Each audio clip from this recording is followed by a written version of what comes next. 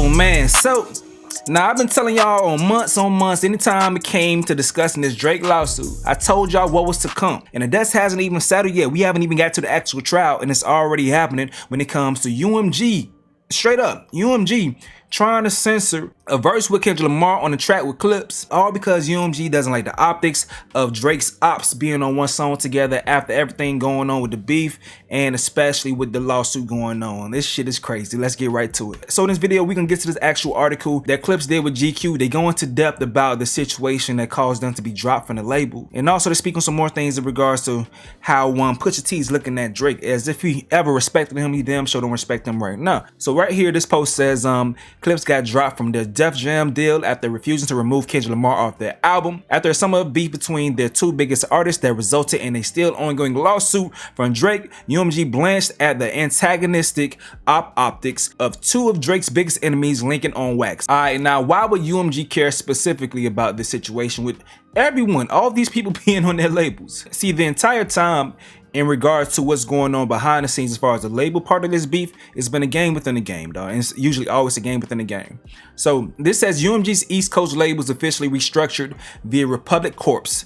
Def Jam, Island, Mercury, Republic will operate independently while tapping into the integrated departments, okay? So all those labels that I just named have officially restructured around a central operational hub called Republic Corps, and Drake's folks is under Republic. Drake is damn near their biggest artist, alright? According to an official announcement, as a part of this view, collective each individual label maintains and operates with full independence and creative autonomy. So Jim Ropo has been named their president and chief operating officer of Republic Corps, reporting directly to co-chiefs of the label group, Monty Lipman and Avery Lipman. So he's reporting to Monty Lipman, okay? Monty Lipman is the CEO of Republic Records. Now Monty Lipman just went through a whole summer of getting his ass whooped. By who? John Janik, okay? John Janik is the CEO of Interscope Records. That's the West Coast side, you know, a record label from the West Coast that's under a subsidiary of UMG. So his artist was whipping Monty Lipman's artist all summer. So if it comes down to it, he is not gonna put some shit out with Drake's ops linking up. Doesn't matter what they saying. He's not gonna put that shit out because Def Jam is under his umbrella now. Because once again, y'all see all these labels goes under Republic Corps. The president of that shit reports to Monty Lipman. So I hope y'all understand all that shit right there. The behind the scenes games. Now this has been going on for a while now. Pusha T has said how he's been affected by behind the scenes games that's been played by Drake before. But let's go ahead and get to the article though, man. So just to summarize this portion up here, they talk about Pusha T teasing a verse from Kendrick Lamar, but they already got the verse. People have heard it already. Pharrell previewed it at a Louis Vuitton fashion show. It's for the song Chains and Whips, okay? But here they go more into details as far as Def Jam trying to stop them from releasing that track as is. It says Pusha can barely contain his disgust recounting how the stalemate with Def Jam played out. They wanted me to ask Kendrick to censor his verse, which of course I was never doing, he explains. And then they wanted me to take the record off. And so after a month of not doing it, Steve Gawley, the lawyer over there, was like, we'll just drop the clips. But that can't work because I'm still there solo, but if you let us all go. Sure enough, Def Jam eventually agreed to release the clips and drop Pusha as a solo artist, freeing the duo up to shop for a new home with a finished Clipse album and plenty more music in their pockets. He said the exact buzzword, censor. They wanted him to ask Kendrick to censor his verse. That's crazy. I try to tell y'all trying to make Drake out to be some type of martyr. No, he's all for himself, man. Now they ended up going to Rock Nation. That's where they dropping under, you feel me? They recently dropped a new song. I listened to it, it's smooth. Classic Clipse shit, it's smooth. Now in this article, Pusha eventually talks some more about how he feels about Drake's lawsuit with UMG. We can talk more about that, but to stay on subject about the actual song with Kendrick Lamar that caused them to be dropped from Def Jam. Rob Markman has some insight. Let's tap in and see what the homie got to say. So I've heard the verse many times. Rewind it back, I've read the lyrics. And without giving too much away, again, because I want the fans to have their moment, I want this to be rolled out the way that the Clipse want it to be rolled out. What I can say is, now that this information is out there, and what I know is the verse is less of a diss and more of a state of the union. That's the best way I can describe it. After one of the most wild years that hip hop has ever seen, Kendrick just kind of gives it a state of the union. Here's where we are now. Here's where I am now. Here's where we are now. Here's where I am now. You know what I'm saying? And that's the best way I describe it. And if it was up to UMG, we wouldn't hear it. At least not on their label. And it wasn't even the content of the verse that scared them. If you read the passage, it wasn't even necessarily the content of the verse. It was the optics, according to the GQ article. It was the optics of Kendrick and Pusha on the same song. Two guys that Drake has had beef with. Two guys that in recent years have released diss tracks against Drake. Two guys who have in recent years have bested Drake in the battle. Pusha with Story of Adidon, Kendrick with his plethora of records, ending with Not Like Us. So they're just scared of the optics, and because there's this lawsuit looming, and they don't want to chance it.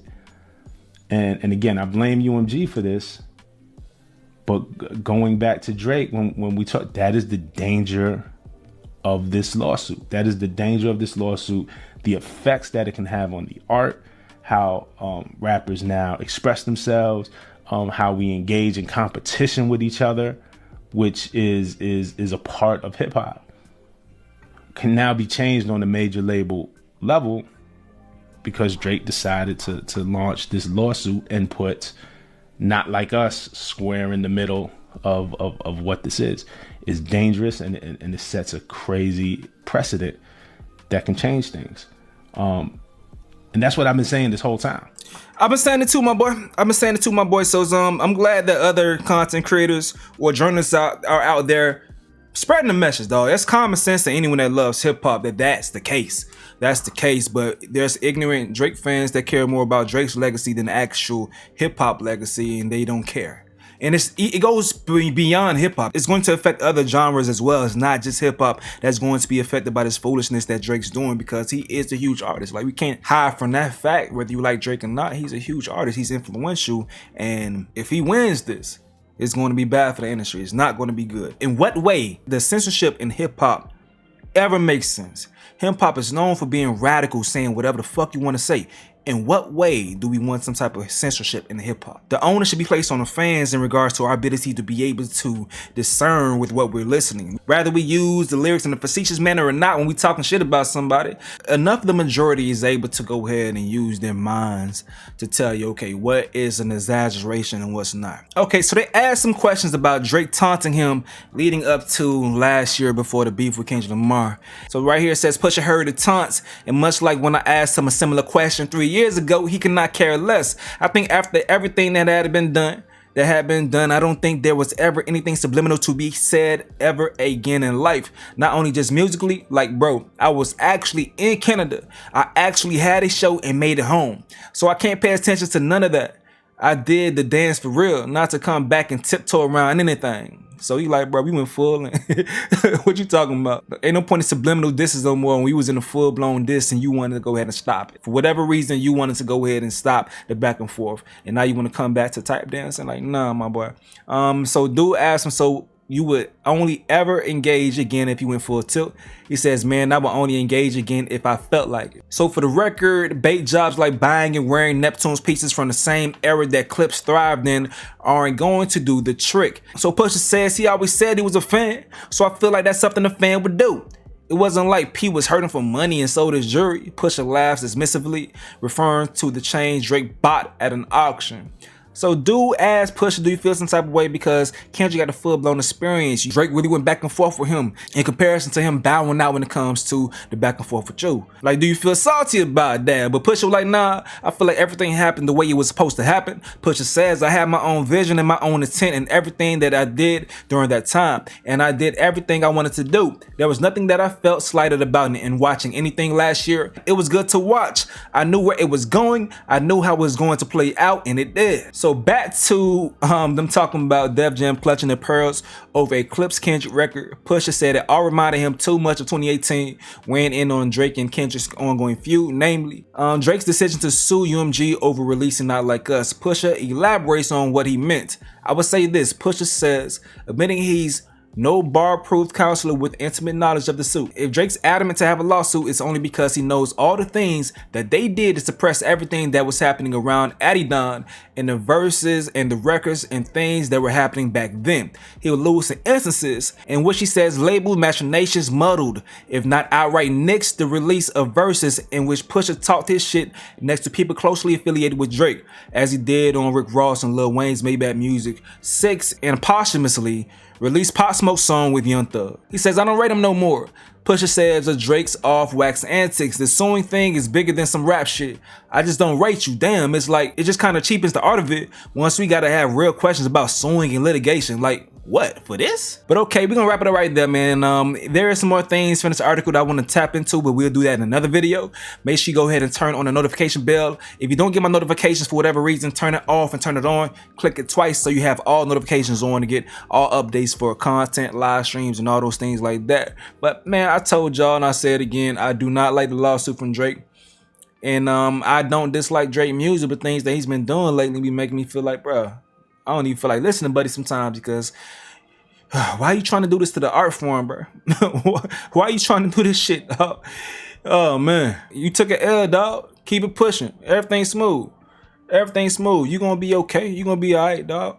Things like this coming out just continues the embarrassment. Continues reminding folks of, like, you know, why they say you're not like us. You know, I know it's kind of corny to continue saying the same shit over and over again, but if it rings true, then it is true. Like I said, I'm wrapping this video up. Make sure you hit the like button on the way out. Make sure you hit the like button on the way out. Follow me on Twitch, Instagram, and TikTok, where I'll be posting more content, so you can make sure you stay up to date, dog. But it's y'all turn. Let me know what you gotta say in the comment section below. I'm going to get up out of here, though. This is another update with Stace. Yo.